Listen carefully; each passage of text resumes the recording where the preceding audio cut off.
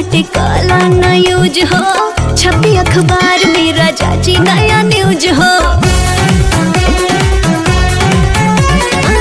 नया जमीन बाटे काला ना यूज हो, छपी अखबार में राजा जी नया न्यूज हो।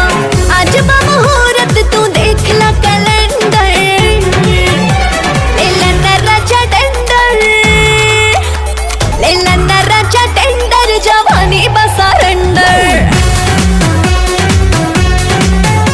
लेला ना राजा टेंडर, जवानी बा सरेंडर, लेला ना राजा टेंडर, जवानी बा सरेंडर।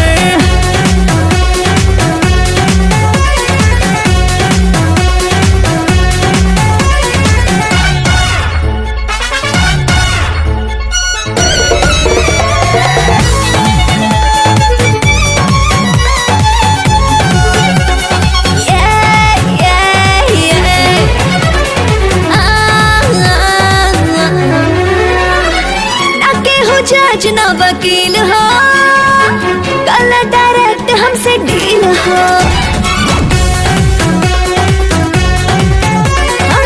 ना केहू जज ना वकील हो, कल डायरेक्ट हमसे डील हो। बाटे में जाज आज पूरा रंगीन हो, मिली ना रूप कहीं ऐसन हसीन हो।